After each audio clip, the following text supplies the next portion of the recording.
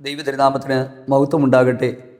ദൈവം നമുക്ക് നൽകിത്തരുന്ന സ്വപ്നങ്ങളിലും ദർശനങ്ങളിലുമൊക്കെ അപകടകാരികളായ മൃഗങ്ങളെ നാം കാണുന്നത് എന്തുകൊണ്ടാണ്? ഇതിൻ്റെ പിന്നിലെ അർത്ഥം എന്താണ്? ഇങ്ങനെയൊക്കെയുള്ള സ്വപ്നങ്ങൾ കാണുമ്പോൾ ചിലപ്പോൾ നമ്മൾ ചിന്തിക്കും നമ്മുടെ മനസ്സിൻ്റെ ഉള്ളിലെ ചിന്തകളിൽ നിന്നുണ്ടായി വരുന്നതാണ്. പക്ഷേ ആത്മീകതയിലെ ദീർഘകാല അനുഭവങ്ങൾ എടുത്തു വെച്ച് പഠിക്കുമ്പോൾ നമുക്ക് മനസ്സിലാകും, ഇങ്ങനെ നമ്മൾ കാണുന്ന സ്വപ്നങ്ങൾക്കും ദർശനങ്ങൾക്ക് ശേഷം അനർത്ഥങ്ങൾ, ആപത്തുകൾ, വിട്ടുമാറാത്ത പ്രതിസന്ധികൾ, രോഗങ്ങൾ ഇവ നമ്മുടെ ജീവിതത്തിൽ കടന്നു വരുന്നുണ്ടെന്ന്. ഇങ്ങനെ കാണുന്ന സ്വപ്നങ്ങളെ നമ്മൾ ഗൗരവമായിട്ടെടുക്കാതെ, പ്രാർത്ഥിച്ച് മുന്നേറാൻ ശ്രമിക്കാതെ നമ്മളതിനെ വിട്ടുകളഞ്ഞാൽ വലിയ വില നമ്മൾ കൊടുക്കേണ്ടതായിട്ട് വരും. ഞാൻ ഈ പറയുന്ന കാര്യങ്ങൾ ആത്മീയരായിട്ടുള്ള നല്ല പങ്ക് ആളുകൾക്കും മനസ്സിലാകും. ഞാൻ ഈ വീഡിയോ ഷൂട്ട് ചെയ്യുന്നതിന് മുമ്പ് തന്നെ പലരോടും ഞാൻ ഈ കാര്യം സംസാരിച്ചപ്പോൾ അക്ഷരം പ്രതി ശരിയാണ്. എന്തുകൊണ്ടാണ് പാമ്പുകളെ, ആനകൾ, നായ്ക്കൾ ഇങ്ങനെയൊക്കെയുള്ള ഈ ആക്രമണ സ്വഭാവമുള്ള ജീവികളെ നമ്മൾ സ്വപ്നത്തിൽ കാണുന്നത്? എന്തിനാണ് ദൈവം അത് നമ്മളെ കാണിക്കുന്നത്? ഇതിന് വേദപുസ്തകത്തിൽ എന്തെങ്കിലുമൊക്കെ അടിസ്ഥാന അർത്ഥങ്ങൾ നമുക്കുണ്ടോ? ഒരുപാട് വർഷങ്ങൾ ഞാൻ ഇങ്ങനെയുള്ള സ്വപ്നങ്ങളുടെ അർത്ഥം എന്താണ്, എന്തുകൊണ്ട് ദൈവം ഇങ്ങനെ സംസാരിക്കുന്നുവെന്ന് ചോദിച്ചിട്ടുണ്ട്. ഒത്തിരി പേരോട്, ഞാൻ ദൈവദാസന്മാരോട് പോലും ഞാൻ ചോദിച്ചിട്ടുണ്ട്. പക്ഷേ കൃത്യമായ ഒരു ഉത്തരം പലർക്കും തരാനായിട്ട് പറ്റിയിട്ടില്ല എന്നുള്ളതാണ്. അല്ലെങ്കിൽ നമ്മുടെ മനസ്സിൻ്റെ അകത്ത് നമുക്ക് സംതൃപ്തി തരുന്നൊരു ഉത്തരം തരാനായിട്ട് ആർക്കും കഴിഞ്ഞിട്ടില്ല എന്നുള്ളതാണ് പരമാർത്ഥമായ കാര്യം. അതുകൊണ്ട് തന്നെ ഈ ഒരു കാര്യം സത്യമാണെന്ന് മനസ്സിലാക്കി, ഗൗരവമുള്ളതാണെന്ന് മനസ്സിലാക്കി ദൈവവചനം പഠിച്ചപ്പോൾ ദൈവം തിരുവചനത്തിലൂടെ എനിക്ക് വെളിപ്പെടുത്തി തന്ന ചില സത്യങ്ങളുണ്ട്. അത് ഞാൻ നിങ്ങളുമായിട്ട് വചനാടിസ്ഥാനത്തിൽ പങ്കുവെക്കുവാനായിട്ട് ആഗ്രഹിക്കുകയാണ്. ഈ ഒരു മെസ്സേജിലേക്ക് നമ്മൾ പോകുന്നതിന് മുൻപായിട്ട് ഇതുമായിട്ട് ബന്ധപ്പെട്ടുള്ള ഒരു കാര്യം ഞാൻ നിങ്ങളോട് പറയാം. പ്രവാചകനായ ദാനിയേലിൻ്റെ പുസ്തകം നമ്മൾ പഠിക്കുമ്പോൾ ഭാവിയിൽ സംഭവിക്കാനായിട്ട് പോകുന്ന കാര്യങ്ങൾ, പ്രത്യേകിച്ച് 4 ലോകത്തിലെ മഹാസാമ്രാജ്യങ്ങൾ, എതിർ ക്രിസ്തുവിൻ്റെ വരവ്, ഈ കാര്യങ്ങളൊക്കെ ആ പുസ്തകത്തിൽ രേഖപ്പെടുത്തിയിട്ടുണ്ട്. ഒരേ കാര്യം 2 പേർക്ക് ദൈവം വെളിപ്പെടുത്തി കൊടുത്തു. ഒന്ന് ജാതീയ രാജാവായ നെബൂഖദ്നേസർ, 2 ദൈവത്തിൻ്റെ ദാസനും പ്രവാചകനുമായ ദാനിയേൽ. 2 പേർക്കും ഒരേ കാര്യം ദൈവം വെളിപ്പെടുത്തി കൊടുത്തു. പക്ഷേ 2 വ്യത്യസ്ത നിലവാരത്തിലാണ്. ദാനിയേൽ കണ്ടത് ഈ 4 സാമ്രാജ്യങ്ങളെ ഘോരവും ഭീകരവുമായ മൃഗങ്ങളായിട്ടാണ്. നെബൂഖദ്നേസർ കണ്ടത് മനോഹരവും വിലയേറിയതുമായ ലോഹങ്ങളായിട്ടാണ്. അതായത് ദാനിയേലിൻ്റെ പുസ്തകം 2-ാം അധ്യായത്തിൽ നെബൂഖദ്നേസർ ഇതേ കാര്യം കാണുന്നുണ്ട്. പക്ഷെ അദ്ദേഹം ഈ സാമ്രാജ്യങ്ങളെ കണ്ടത് പൊന്ന്, വെള്ളി, താമ്രം, ഇരുമ്പ്, നല്ല വിലയേറിയ മനോഹരമായ തിളക്കമുള്ള ലോഹങ്ങളെപ്പോലാണ് കണ്ടത്. പക്ഷേ ദാനിയേൽ കണ്ടത് എന്തൊക്കെയാണ്? പുള്ളിപ്പുലി, സിംഹം, ആട്ടുകൊറ്റൻ, അതുപോലെ മെതിക്കുന്ന ഇരുമ്പ് പല്ലുകളുള്ള ഭീകര മൃഗം. എന്തിനാണ് ദാനിയേലിനെ ദൈവം ഇങ്ങനെയുള്ള കാര്യങ്ങൾ കാണിച്ചത്? അപ്പം ഒരേ കാര്യത്തെ ലോക മനുഷ്യനെ മനോഹരമായ നിലയിൽ കാണുമ്പോൾ ആത്മീക മനുഷ്യനെ ദൈവം അതിൻ്റെ ഭീകരമായ അവസ്ഥകളിലൂടെയാണ് കാണിക്കുന്നത്. ഈ ഒരു കാര്യത്തിൻ്റെ പൂർണ്ണമായിട്ടുള്ള അർത്ഥം ഈ വീഡിയോ മുഴുവനും കണ്ടു കഴിയുമ്പോൾ നിങ്ങൾ അത് മനസ്സിലാക്കും. അതിന് കർത്താവ് തീർച്ചയായിട്ടും നിങ്ങൾക്ക് കൃപ നൽകിത്തരും. അതിനു മുൻപായിട്ട് 1-2 കാര്യങ്ങൾ എനിക്ക് പറയണമെന്ന് ആഗ്രഹമുണ്ട്. ഒരു ആത്മീക ജീവിതം നയിക്കുക എന്ന് പറയുന്നത് നിസ്സാരമായ കാര്യമല്ല. ഒരു വലിയ യുദ്ധക്കളത്തിലാണ് ഓരോ ആത്മീകനും, ഓരോ ശുശ്രൂഷകനും യാത്ര ചെയ്തു പോകുന്നത്. അതുകൊണ്ട് തന്നെ ചില സമയങ്ങളിൽ ഭീകരമായ, ഭയാനകമായ ശത്രുവിൻ്റെ ആക്രമണങ്ങൾക്ക് ആത്മീക ജീവിതം നയിക്കുന്ന വ്യക്തികൾ ഇരയാകേണ്ടതായിട്ട് വരും. അല്ലെങ്കിൽ ശത്രു എന്നെയും നിങ്ങളെയും നോട്ടം വെക്കും. അവൻ ആത്മീക ആക്രമണങ്ങൾ നമ്മുടെ നേരെ അഴിച്ചുവിടും. അത്തരത്തിലുള്ള ആത്മീക യുദ്ധത്തിലേക്ക് നമ്മൾ എത്തപ്പെടുന്ന സമയങ്ങളിൽ വിജയകരമായി നഷ്ടങ്ങൾ സംഭവിക്കാതെ മുന്നോട്ട് പോകണമെങ്കിൽ ഇതിനെക്കുറിച്ച് വ്യക്തവും കൃത്യവുമായ ധാരണയും ശക്തമായ ഒരു വിശുദ്ധ ജീവിതവും പ്രാർത്ഥനാ ജീവിതവും ദൈവാശ്രയവും നമുക്കുണ്ടാക്കണം.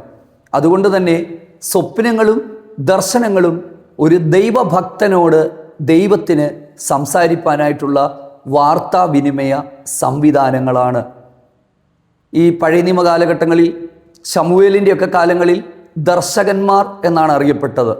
യോസേഫ് സ്വപ്നക്കാരൻ എന്നാണ് അറിയപ്പെട്ടത്. ഓക്കെ, ഈ വെളിപ്പാട് പുസ്തകത്തിൽ വരുമ്പോൾ പോലും എതിർ ക്രിസ്തുവിൻ്റെ സ്വഭാവത്തെ കാണിക്കുവാൻ ഒരു മൃഗത്തെയാണ് യോഹന്നാന് കാണിച്ചു കൊടുത്തത്.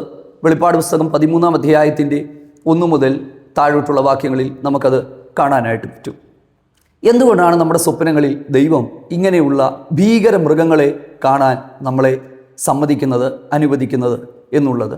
ഒരു കർത്തൃദാസൻ്റെ ഒരു അനുഭവം ഈ വീഡിയോയിൽ പറയുന്നത് ഏറ്റവും നല്ല കാര്യമാണെന്നാണ് എനിക്ക് തോന്നുന്നത്. ചിലർ വായിച്ചിട്ടുണ്ടാകാം, കേട്ടിട്ടുണ്ടാകാം. കർത്താവിൻ്റെ ദാസൻ പാസ്റ്റർ കെ ജോയ് എന്ന് പറയുന്ന ഇന്ത്യ പെന്തക്കോസ്ത് ദൈവസഭയുടെ IPC സഭയുടെ ഡൽഹിയിലുള്ള ഒരു ശക്തനായ കർത്തൃദാസൻ. അദ്ദേഹം ദീർഘവർഷങ്ങൾ കർത്താവിൻ്റെ വേല ചെയ്തൊരു ദൈവദാസനാണ്. അദ്ദേഹത്തിൻ്റെ ഒരു പുസ്തകത്തിൽ ആത്മീക പോരാട്ടവും അനുഭവവും എന്ന് പറയുന്ന ഒരു പുസ്തകത്തിൽ അദ്ദേഹം തൻ്റെ അനുഭവം എഴുതി ചേർത്തിട്ടുണ്ട്.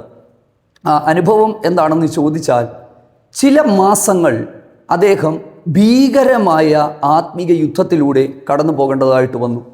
ആ സമയങ്ങളിൽ മാനസികമായി അദ്ദേഹം മുറിവേറ്റു, തളർന്നു, പ്രാർത്ഥിക്കാൻ കഴിയാതെ, ദൈവവചനം വായിക്കാൻ കഴിയാതെ, ദൈവവചനം ശുശ്രൂഷിക്കാൻ കഴിയാതെ, എന്തിനേറെ പറയുന്നു, ഒരാത്മീക കൂട്ടായ്മയിൽ പോയി ഇരിക്കാൻ പോലും കഴിയാതെ മാനസികമായ വലിയ സംഘർഷത്തിൽ ഈ ദൈവദാസൻ അകപ്പെട്ടു പോയി. അപ്പം അദ്ദേഹം പറയുന്നൊരു കാര്യമുണ്ട്. ഈ ഒരു അനുഭവം തനിക്കുണ്ടാകുന്നതിന് മുമ്പ് താൻ കണ്ട ഒരു സ്വപ്നം, അദ്ദേഹം കണ്ടത് ഭീമാകാരനായ ഒരു ആന എല്ലാം ചവിട്ടി തേച്ചുകൊണ്ട് തൻ്റെ നേരെ പാഞ്ഞടുത്തു വരുന്നത് താൻ കണ്ടു. ആ ആന തന്നെ ആക്രമിക്കുന്നത് താൻ കണ്ടു. പിന്നീട് ആ പുസ്തകത്തിൽ തന്നെ അതിൻ്റെ അർത്ഥം അദ്ദേഹം എഴുതിയിട്ടുണ്ട്. ഭീമാകാരനായ ആനയെ കണ്ടപ്പോൾ അദ്ദേഹത്തിന് അതിൻ്റെ അർത്ഥം മനസ്സിലായില്ലെങ്കിലും അനുഭവങ്ങളിലൂടെ കടന്നുപോയപ്പോൾ അദ്ദേഹത്തിന് മനസ്സിലായി ഇത് ഭയാനകമായ ഒരു പൈശാചിക ശക്തിയായിരുന്നെന്നും തൻ്റെ ജീവിതത്തിനും ശുശ്രൂഷയ്ക്കും നേരെ ഉയർന്നു വന്ന അനുഭവമായിരുന്നു ഇതെന്നും അദ്ദേഹത്തിന് മനസ്സിലായി. ദീർഘമാസങ്ങൾ അദ്ദേഹം വലിയ കഷ്ടതയിലൂടെ കടന്നുപോയി. എന്നാൽ ദൈവകൃപയിൽ ആശ്രയിച്ച് അതിൽ നിന്ന് വിടുതൽ പ്രാപിച്ച് അദ്ദേഹം മടങ്ങി വരികയും ചെയ്തു. ഇത് അദ്ദേഹത്തിന് മാത്രമുള്ള അനുഭവങ്ങളല്ല. ചില സമയങ്ങളിൽ നമ്മൾ പാമ്പുകളെ കാണാറുണ്ട്. പാമ്പുകൾ കൊത്താൻ വരുന്നു, വഴിയിൽ നിൽക്കുന്നു. ഈ കാര്യങ്ങൾ പണ്ടൊക്കെ എനിക്ക് ഒത്തിരി തവണ കണ്ടിട്ടുണ്ട്. നമ്മൾ ഗൗരവമായിട്ട് എടുക്കത്തില്ല. പക്ഷെ ഇപ്പം അങ്ങനെയുള്ള കാര്യങ്ങൾ കാണുമ്പോൾ വളരെ ഗൗരവമായി പ്രാർത്ഥിക്കാറുണ്ട്. എന്തുകൊണ്ടാണ് ഇങ്ങനെയുള്ള കാര്യങ്ങളെ ദൈവം നമ്മളെ കാണിക്കുന്നത്? ഇനി ഞാൻ ഈ പറയുന്ന കാര്യങ്ങൾ ശ്രദ്ധിച്ച് മനസ്സിലാക്കുക. ഇത്തരത്തിലുള്ള കാര്യങ്ങളെ ദൈവം നമ്മളെ കാണിക്കുന്നതിൻ്റെ പിന്നിൽ നമ്മൾ പൈശാചിക ശക്തികളുടെ ക്രൂരവും ഭയാനകവുമായ ആക്രമണങ്ങളെ തിരിച്ചറിയുക എന്നുള്ളതാണ്. ഞാൻ പറഞ്ഞത് നിങ്ങൾക്ക് വ്യക്തമായി കാണും എന്ന് മനസ്സിലാക്കുകയാണ്. ഓക്കെ, നമുക്ക് ദാനിയേൽ പ്രവാചകൻ്റെ പുസ്തകത്തിലേക്ക് വന്നതിന് ശേഷം ഇതിൻ്റെ വ്യാഖ്യാനത്തിലേക്ക് നമുക്ക് പോകാം. ഞാൻ പറഞ്ഞു, നെബൂഖദ്നേസർ കണ്ടു 4 ലോഹങ്ങളാണ്. ഇരുമ്പ്, ഒന്ന് പൊന്നുകൊണ്ടുള്ള തല, അതുപോലെ വെള്ളി കൊണ്ടുള്ള നെഞ്ചും പാർശ്വവും, പിന്നീട് താമ്രം, പിന്നീട് ഇരുമ്പ്. അപ്പം നെബൂഖദ്നേസർ ഈ 4 സാമ്രാജ്യങ്ങൾ, അതായത് ബാബിലോൺ, മേദ്യ, പേർഷ്യ, യവനായ സാമ്രാജ്യം, അതുപോലെ തന്നെ റോമൻ സാമ്രാജ്യം, ഈ 4 സാമ്രാജ്യങ്ങളെക്കുറിച്ച് നെബൂഖദ്നേസർ കണ്ടത് മനോഹരമായ ലോഹങ്ങളായിട്ടാണ്. ഈ ലോഹങ്ങളുടെ കട്ടി അല്ലെങ്കിൽ സാന്ദ്രത കുറഞ്ഞു വരുന്നത് പോലെ ഈ ഭരണങ്ങൾ ശക്തി ക്ഷയിച്ച് വരുമെന്ന് അദ്ദേഹത്തിന് മനസ്സിലായി. ഓക്കെ, ദാനിയേൽ പ്രവാചകന്റെ പുസ്തകത്തിലേക്ക് വരുമ്പോൾ, അദ്ദേഹത്തിൻ്റെ ആ സ്വപ്നത്തിലേക്ക് വരുമ്പോൾ 7, 8, 11 ഈ അധ്യായങ്ങളിലാണ് ഈ നെബൂഖദ്നേസർ കണ്ട അതേ സ്വപ്നത്തിൻ്റെ അർത്ഥം കൊടുത്തിരിക്കുന്നത്. ദാനിയേൽ എന്താ കണ്ടത്? ദാനിയേൽ ഈ പൊന്നുകൊണ്ടുള്ള തലയ്ക്ക് പകരം ദാനിയേൽ കണ്ടത് ഒരു സിംഹത്തെയാണ്.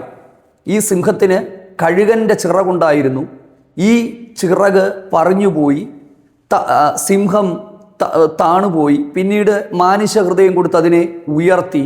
അത് നെബൂഖദ്നേസറിന് സംഭവിച്ചൊരു കാര്യമാണ്. ഒരു മാനസികമായൊരു പ്രശ്നമുണ്ടായത്. പിന്നീട് ദൈവം ഒരു 7 കാലം കഴിഞ്ഞപ്പോൾ അദ്ദേഹത്തിന് കൊടുത്ത സൗഖ്യവുമാണ്. പിന്നീട് കാണുന്നത് കരടിയെയാണ്. ആ കരടി ഒരു പാർശ്വം ഉയർത്തി ഒരു പാർശ്വം താഴ്ത്തിയിരിക്കുന്നു. 3 വാരിയലിൽ കടിച്ചു പിടിച്ചിരിക്കുന്നു. നെബൂഖദ്നേസർ അതുപോലെ തന്നെ ദാനിയേൽ കണ്ട ഈ യവനായ സാമ്രാജ്യം പുള്ളിപ്പുലിയുടെ കൂട്ടുള്ള ഒരു സാമ്രാജ്യമായിട്ടാണ്. പുള്ളിപ്പുലി. അലക്സാണ്ടറിനെ കുറിച്ച് കണ്ടത് ആട്ടുകൊറ്റൻ്റെ ഒരു കൊമ്പ്, നീളമുള്ള കൊമ്പായിരുന്നു. ആ കൊമ്പ് മാറിപ്പോകുന്നതായിട്ട് അദ്ദേഹം കാണുകയാണ്. അപ്പം ഞാൻ അദ്ദേഹം കണ്ട സ്വപ്നങ്ങളുടെ വ്യാഖ്യാനം ഞാൻ നിങ്ങളോട് പറയുന്നില്ല. എന്താണ് ഇതിൻ്റെ അർത്ഥമെന്ന് പറയുന്നത്? ദാനിയേലിന് വ്യത്യസ്ത മൃഗങ്ങളെ ദൈവം കാണിച്ചു കൊടുത്തതിൻ്റെ പിന്നിലെ അർത്ഥം, ഈ മൃഗങ്ങളല്ല പ്രശ്നം, മൃഗങ്ങളുടെ സ്വഭാവമാണ് ഈ ഭരണാധികാരികൾക്കും രാജ്യത്തിനും ഉള്ളതെന്നാണ് ദൈവം കാണിച്ച് കൊടുത്തത്. ഓക്കെ, വെളിപ്പാട് പുസ്തകം 13-ാം അധ്യായത്തിലേക്ക് നമ്മൾ വരുമ്പോൾ പുള്ളിപ്പുലിയുടേതുപോലെയുള്ള ശരീരം എതിർ ക്രിസ്തുവിനുള്ളതായിട്ടാണ് കാണുന്നത്. ഇപ്പോൾ പുള്ളിപ്പുലി എന്ന് പറയുന്നത് എന്താണ്? വേഗതയുള്ളതാണ്, ശൗര്യമുള്ളതാണ്, പതിഞ്ഞിരുന്നതിന് ശേഷം ആക്രമിക്കുന്നതാണ്. അതുപോലെ തന്നെ ഈ യവനായ സാമ്രാജ്യം വിസ്തൃതവും വിശാലവുമാണ്. അപ്പം ഈ ഒരു അർത്ഥമാണ് അതിനുള്ളത്. അപ്പോൾ ഇത്തരത്തിലുള്ള മൃഗങ്ങളെ ദൈവം തൻ്റെ ദാസന്മാർക്ക് വെളിപ്പെടുത്തി കൊടുക്കുന്നതിൻ്റെ പിന്നിലെ അർത്ഥമെന്ന് പറയുന്നത് അതിൻ്റെ ആത്മീക ഗൗരവം നമ്മൾ മനസ്സിലാക്കുക എന്നുള്ളതാണ്. ഈ ദാന് വഴിയിലൊരു പാമ്പാണെന്നാണ് പറയുന്നത്. ദാൻ ഇല്ലേ? അതിൻ്റെ അർത്ഥം ദാൻ അക്ഷരാർത്ഥത്തിൽ പാമ്പാണെന്നാണോ? അല്ല, പാമ്പിൻ്റെ സ്വഭാവം ഉണ്ട് എന്നുള്ളതാണ്. ഓക്കെ, അപ്പം നമ്മൾ ഈ ഒരു മെസ്സേജിൻ്റെ പ്രധാന ഭാഗത്തിലേക്ക് വരുമ്പോൾ എന്തുകൊണ്ടാണ് പാമ്പുകളെ സ്വപ്നം കാണുന്നത്? പാമ്പിന് വേദപുസ്തകത്തിൽ പാമ്പ് എന്തിനെയാണ് പ്രതിനിധാനം ചെയ്യുന്നത്? ഉൽപ്പത്തി പുസ്തകത്തിൽ ആദമിനെയും ഹൗവയെയും ദൈവിക കൂട്ടായ്മയിൽ നിന്ന് വീഴ്ച കളഞ്ഞ ഒരു പാമ്പിനെ നമുക്ക് കാണാനായിട്ട് പറ്റും. വെളിപ്പാട് പുസ്തകത്തിൽ മഹാസർപ്പത്തെ നമുക്ക് കാണാനായിട്ട് പറ്റും. അതായത് ഈ ഉൽപ്പത്തി പുസ്തകത്തിലെ ചെറിയ പാമ്പ് കാലങ്ങളിൽ വളർന്ന് ഒരു മഹാസർപ്പമായി തീരുന്നു എന്ന് നമുക്ക് കാണാനായിട്ട് പറ്റും. ഓക്കെ, അപ്പം ഈ പാമ്പിനെ എന്തുകൊണ്ടാണ് പാമ്പിനെ പൈശാചിക ശക്തികളുമായി ചേർത്ത് പറയുന്നത്? അക്ഷരാർത്ഥത്തിൽ ഒരു പാമ്പല്ല കുഴപ്പം. നമ്മുടെ അയ്യത്തൂടെ പോകുന്ന ഒരു ചേരയോ നമ്മൾ കാണുന്ന ഒരു മൂർഖനോ അതൊന്നുമല്ല കുഴപ്പം. അതെല്ലാം ദൈവത്തിൻ്റെ സൃഷ്ടിയാണ്. അതെല്ലാം ജീവി വർഗങ്ങളാണ്. ദൈവം അതിനെയെല്ലാം സൃഷ്ടിച്ചതാണ്. പക്ഷേ ഇതിനെ നമ്മൾ ദൈവവചനാടിസ്ഥാനത്തിൽ ആത്മീക കണ്ണിലൂടെ കാണുമ്പോൾ, ഒന്ന്, ഇതിൻ്റെ ഒളിഞ്ഞിരുന്നുള്ള ആക്രമണം, പൈശാചിക ശക്തികളുടെ ആത്മീക ആക്രമണം. ഞാൻ പറഞ്ഞത് നിങ്ങൾക്ക് മനസ്സിലായി എന്ന് വിശ്വസിക്കുന്നു. നമ്മൾ ഈ ചില സ്ഥലങ്ങളിൽ നിന്ന് മറ്റ് സ്ഥലങ്ങളിലേക്ക് നമ്മൾ ശുശ്രൂഷകൾക്ക് വേണ്ടി മാറി സഞ്ചരിക്കുമ്പോൾ വ്യത്യസ്തമായ ജീവികളെ ദൈവം നമ്മളെ സ്വപ്നത്തിൽ കാണിക്കാറുണ്ട്. എൻ്റെ ചില അനുഭവങ്ങളാണ് ഞാൻ നിങ്ങളോട് പറയുന്നത്. വ്യത്യസ്തമായ ജീവികളെ. അതെന്തുകൊണ്ടാണ്? ഓരോ സ്ഥലവുമായി ബന്ധപ്പെട്ട് നിൽക്കുന്ന പൈശാചിക ശക്തികളുടെ ഇടപെടലിനെ കാണിക്കുവാൻ ദൈവം നമ്മളെ കാണിക്കുന്ന ചില കാര്യങ്ങളാണ്. നമ്മൾ ഈ വേദപുസ്തകം പഠിക്കുമ്പോൾ ഇത്തരത്തിലുള്ള ചിത്രങ്ങളിലൂടെയും ജീവി വർഗങ്ങളെ കാണിക്കുന്നതിലൂടെയും ദൈവം ചില മെസ്സേജുകൾ തൻ്റെ മക്കൾക്ക് കമ്മ്യൂണിക്കേറ്റ് ചെയ്യാനായിട്ട് ആഗ്രഹിക്കുന്നു എന്നുള്ളത് നമ്മൾ മനസ്സിലാക്കുക. ഇത്തരത്തിലുള്ള സ്വപ്നങ്ങളിലൂടെ, ദർശനങ്ങളിലൂടെ ചില മെസ്സേജുകൾ ദൈവം നമ്മളെ കമ്മ്യൂണിക്കേറ്റ് ചെയ്യാനായിട്ട് ആഗ്രഹിക്കുന്നു എന്നുള്ളത് മനസ്സിലാക്കുക. അത് ദൈവത്തിൻ്റെ ഒരു രീതിയായിട്ട് വേണമെങ്കിൽ നമുക്ക് കരുതാം, ഇല്ലേ? ദാനിയേലിനോടും ഈ വെളിപ്പാട് പുസ്തകത്തിൽ യോഹന്നാനോടും അങ്ങനെ പലരോടും ദൈവം ഇത്തരത്തിലാണ് ദൈവം ഇടപെട്ടത്. യോസഫിനെ ഒന്ന് നോക്കിക്കേ. ഈ യോസഫ് എന്താ കണ്ടത്? തൻ്റെ കറ്റ എഴുന്നേറ്റ് നിൽക്കുകയാണ്. സഹോദരന്മാരുടെ കറ്റയെല്ലാം അവിടെ കിടക്കുകയാണ്. സൂര്യനും ചന്ദ്രനും നക്ഷത്രങ്ങളുമെല്ലാം തന്നെ വണങ്ങുന്ന, അല്ലെങ്കിൽ അങ്ങനെ ഒരു കാഴ്ച താൻ കാണുകയാണ്. അപ്പം കറ്റ ഇവിടെ സ്വപ്നമാണ് താൻ കണ്ടത്. അപ്പോൾ പ്രിയപ്പെട്ടവരെ, ഞാൻ പറഞ്ഞതിൻ്റെ അർത്ഥത്തിലേക്ക് നിങ്ങൾ വരുന്നു എന്നുള്ളത് മനസ്സിലാക്കുക. എങ്ങനെയാണ് നമ്മൾ ഒരു കാര്യത്തിൻ്റെ ആത്മീക അർത്ഥം മനസ്സിലാക്കുന്നത്? ഉദാഹരണത്തിന് ഒരു പാമ്പ്. ആ പാമ്പ് നമ്മുടെ മുമ്പിൽ വന്നു നിൽക്കുകയാണോ, നമ്മളെ കടിക്കുകയാണോ, അതോ നമ്മളെ ഉപദ്രവിക്കാതെ മാറിപ്പോവുകയാണോ? ഒരുപാട് സമയങ്ങളിൽ പാമ്പ് എന്നെ കടിച്ചതായിട്ട് ഞാൻ കണ്ടിട്ടുണ്ട്. അതിൻ്റെ പല്ലുകൾ ചെറുതായിട്ട് ഇറങ്ങി അതായിട്ട് കണ്ടിട്ടുണ്ട്. ആ സമയങ്ങളിൽ രോഗങ്ങൾ, ശുശ്രൂഷകളുമായിട്ട് ബന്ധപ്പെട്ട് പ്രതികൂലങ്ങൾ ഉണ്ടായിട്ടുണ്ട്. ചില സമയങ്ങളിൽ നമ്മൾ പാമ്പിൻ്റെ ഇടയ്ക്കൂടെ നടന്നു പോകുന്നു, നമുക്കൊരു കുഴപ്പവും സംഭവിക്കുന്നില്ല, അതിന് അനങ്ങാൻ പറ്റുന്നില്ല. അങ്ങനെയുള്ള കാര്യങ്ങൾ കാണാറുണ്ട്. ഓക്കെ, നായ്ക്കളെ നമ്മൾ കാണുന്നു. എന്താണ് ഈ നായ്ക്കൾ? പിന്മാറ്റക്കാരുമായി ബന്ധപ്പെട്ടുള്ള കാര്യങ്ങളാണ് നായ്ക്കൾ എന്ന് പറയുന്നത്. ആനയെന്ന് പറയുന്നത്, ആന പ്രതിനിധീകരിക്കുന്നത് ഒരു ദേശത്തിൻ്റെ പൈശാചികമായ ശക്തിയാണ് പ്രതിനിധീകരിക്കുന്നത്. അപ്പം ഇത്തരത്തിലുള്ള കാര്യങ്ങൾ ദൈവം നമ്മളെ കാണിക്കുമ്പോൾ ആ കാണിക്കുന്നതിൻ്റെ പിന്നിൽ വ്യക്തമായ ഒരു ഉദ്ദേശം ദൈവത്തിനുണ്ട്. നമ്മളതിനെ ഗൗരവമായിട്ട് എടുക്കണം. ഇനിയും നമ്മൾ ഇതൊക്കെ ദൈവം കാണിക്കുന്നതിന് ദൈവത്തിന് നമ്മൾ ഒത്തിരി നന്ദി പറയണം. ഞാൻ ഇതുമായിട്ട് ബന്ധപ്പെട്ടൊരു കാര്യമല്ലെങ്കിലും ഒരു ചെറിയൊരു അനുഭവം നിങ്ങളോട് പറയാം. ഓക്കെ, നിങ്ങൾക്ക് ചിലപ്പോൾ അത് രസകരമായിട്ട് തോന്നും. എനിക്കും അത് ആദ്യം രസമായിട്ട് തോന്നി. ഞാൻ ആദ്യം പറഞ്ഞില്ല, പക്ഷെ പിന്നീട് എനിക്ക് അതിൻ്റെ അർത്ഥം മനസ്സിലായി. ഞങ്ങളുടെ ചർച്ചിലുള്ള ഒരു ബ്രദർ, ആ ബ്രദറിൻ്റെ കല്യാണം ഫെബ്രുവരി മാസത്തിലായിരുന്നു. ഇദ്ദേഹത്തിന് നല്ല പ്രായമുണ്ട്. ഒരുപാട് നാൾ ഞങ്ങൾ പ്രാർത്ഥിച്ചതാണ് വിവാഹം നടക്കാനായിട്ട്. 38 വയസ്സിലാണ് തൻ്റെ കല്യാണം നടക്കുന്നത്. ഒത്തിരി പ്രതിസന്ധികൾ തൻ്റെ ഭവനത്തിൻ്റെ അകത്തുണ്ടായിരുന്നു. മരണങ്ങൾ, പ്രശ്നങ്ങൾ, പല കാര്യങ്ങൾ അതിൻ്റെ അകത്തുണ്ടായിരുന്നു. അപ്പം ഞങ്ങൾ ദൈവസന്നിധിയിലിരുന്ന് ഒന്നിച്ച് ഇദ്ദേഹത്തിൻ്റെ വിവാഹത്തിനായിട്ട് സഭയായിട്ട് നിരന്തരമായി ഉപവസിച്ച് പ്രാർത്ഥിച്ചു കൊണ്ടിരുന്നു. പല തടസ്സങ്ങളെയും ദൈവം വെളിപ്പെടുത്തിക്കൊണ്ടിരുന്നു. പ്രാർത്ഥിച്ചു. അതിൻ്റെ അകത്തെല്ലാം ദൈവം നീക്കുപോക്ക് തന്നു. പല ദൈവദാസന്മാർ വന്നു. ശുശ്രൂഷിക്കുന്ന ദൈവദാസന്മാർ ദൈവത്തിന് വിവാഹമുണ്ട്, ദൈവം അത്ഭുതകരമായ ദൈവിക വിടുതലുകൾ ചെയ്യും എന്നൊക്കെ പറഞ്ഞു. ഇദ്ദേഹത്തിൻ്റെ കല്യാണം ഉറപ്പിക്കുന്നതിന് ഏകദേശം 6 മാസങ്ങൾക്ക് മുമ്പ് ഒരു രാത്രിയിൽ 12 മണിക്ക് ഞാനും എൻ്റെ വൈഫും ഞങ്ങൾ ഒന്നിച്ച് ഇദ്ദേഹത്തിൻ്റെ കാര്യം ഓർത്ത് ഭയങ്കര സങ്കടമാണ്. കാരണം ഒന്നും നടക്കുന്നില്ല. ദൈവമേ, പ്രായം മുന്നോട്ട് പോകുന്നു, മനുഷ്യർ ചോദിക്കുന്നു ഇത്രയും പ്രാർത്ഥിച്ചിട്ട് എന്താ നടക്കാത്തത്? ഭയങ്കര വേദനയിലായി. എൻ്റെ ചർച്ചിലെ ഒരു വിശ്വാസി കൂടെ ആയതുകൊണ്ട് കുറച്ചുകൂടെ ആത്മാർത്ഥമായിട്ടാണ് ഞാൻ പ്രാർത്ഥിച്ചുകൊണ്ടിരിക്കുന്നത്. ഞങ്ങൾ ഒന്നിച്ചിരുന്ന് പ്രാർത്ഥിച്ച് ഞാൻ കണ്ണടച്ച് കിടന്ന് ഒരു ചെറിയ മയക്കത്തിലേക്ക് പോയപ്പോൾ ഞാനൊരു കണ്ട സ്വപ്നം, ഇദ്ദേഹം ഭയങ്കര സന്തോഷവാനായി ഓടി വരികയാണ്. തൻ്റെ കയ്യിൽ ഒരു കരിക്കിരിക്കുകയാണ്, കരിക്ക്. എന്നിട്ട് എന്നോട് പറയുന്നു, കിട്ടി പാസ്റ്ററേ ഇങ്ങനൊരു കാര്യം. ഇത് കണ്ട് ഞാൻ ഉറക്കത്തിൽ നിന്ന് എഴുന്നേറ്റു. ഞാനതിനെ ഒരു ചെറിയ സാധാരണ സ്വപ്നമായിട്ട് കണ്ടില്ല. ഞാൻ ദൈവത്തെ സ്തുതിച്ചു. ഞാൻ രാവിലെ എഴുന്നേറ്റിട്ട് അദ്ദേഹത്തെ വിളിച്ചിട്ട് പറഞ്ഞു, ബ്രദറെ, ഇങ്ങനൊരു കാര്യം കണ്ടു. എന്തോ ഒരു ദൈവിക വിടുതൽ ബ്രദറിൻ്റെ ജീവിതത്തിൽ ദൈവം ചെയ്യാനായിട്ട് പോവുകയാണ്. ഈ കാര്യം കണ്ട് കുറച്ച് നാളുകൾ കഴിഞ്ഞപ്പോഴാണ് ഒരു വിവാഹാലോചന തനിക്ക് വരികയും അനുഗ്രഹിക്കപ്പെട്ടൊരു പെൺകുട്ടിയെ ദൈവം തരികയും ചെയ്തു. ഇദ്ദേഹത്തിൻ്റെ സ്വന്തം അമ്മയെ പോലെ ആഹാരം കഴിപ്പിക്കുന്ന ഒരു പെൺകുട്ടി. അതിൻ്റെ അകത്തൊക്കെ ഒത്തിരി അത്ഭുതമുണ്ട് കേട്ടോ. ഈ പെൺകുട്ടിയുടെ വിവാഹ നിശ്ചയം കഴിഞ്ഞ് വിവാഹത്തിന് മുമ്പ് ഈ പെൺകുട്ടിക്ക് സർക്കാർ ജോലി കിട്ടി. അതൊക്കെ വലിയ അത്ഭുത സാക്ഷ്യങ്ങളാണ്. കഴിഞ്ഞ ദിവസവും ആ വീട്ടിൽ പ്രാർത്ഥനയുണ്ടായിരുന്നു. ഒരു അവധി ദിവസം കിട്ടിയപ്പം അവിടെ ഉപവാസ പ്രാർത്ഥനയെ അവർ വെച്ചു. അപ്പോൾ ഞാൻ പറഞ്ഞതിൻ്റെ അർത്ഥം എന്ന് പറയുന്നത്, ഞാൻ കണ്ട സ്വപ്നം ഒരു കരിക്കിൻ തേങ്ങയാണ്, ഇല്ലേ? അപ്പോൾ നിങ്ങൾ ചിന്തിക്കും, ഓഹോ, എന്താ കരിക്കിൻ്റെ തേങ്ങ? ഞാനും ആരോടും പറയാതിരുന്നു. പക്ഷേ ദൈവവചനം വായിച്ചപ്പോൾ എനിക്കൊരു കാര്യം മനസ്സിലായി. യോസഫ് കണ്ടത് കറ്റയാണ് കണ്ടത്. ഇനി എൻ്റെ വീട്ടുമുറ്റത്ത് തേങ്ങ ഉള്ളത് കൊണ്ട് തേങ്ങയാണോ ദൈവം എന്നെ കാണിച്ചതെന്ന് എനിക്കറിയില്ല. എന്തായാലും ഇന്നത്തെ കാലത്ത് ഒരു തേങ്ങയേക്കാൾ വില ഒരു കരിക്കിനുണ്ട്. കരിക്കിൻ്റെ മനോഹാരിത പുറത്തല്ല, അകത്താണ്. എന്താണ് അത്? നമ്മുടെ ദാഹം തീർക്കുന്നതാണ്, ക്ഷീണം തീർക്കുന്നതാണ്. അതിൻ്റെ അകത്തൊരു നിറവുണ്ട്, അതിൻ്റെ അകത്തൊരു നന്മയുണ്ട്. അതാണ് കണ്ടതിൻ്റെ അർത്ഥം. ഒരു കാര്യം കൂടെ ഞാൻ പറയാം. ദൈവം ഒരു സ്വപ്നം നമ്മളെ കാണിച്ചാൽ ഞാൻ മനസ്സിലാക്കിയ ഒരു കാര്യം, ഉടൻ തന്നെ ആ വിഷയത്തിൻ്റെ മറുപടി പുറപ്പെടാൻ പോവുകയാണ്. അതായത് സ്വർഗത്തിലെ ദൈവം സൈൻ ചെയ്തിരിക്കുകയാണ്.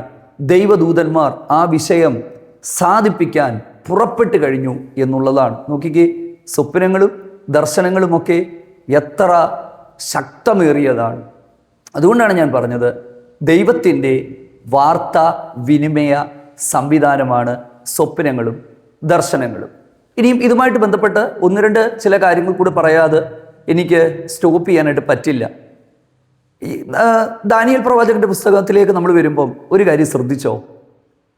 നെബൂഖദ്നേസറും സ്വപ്നം കണ്ടു, ദാനിയേലും സ്വപ്നം കണ്ടു.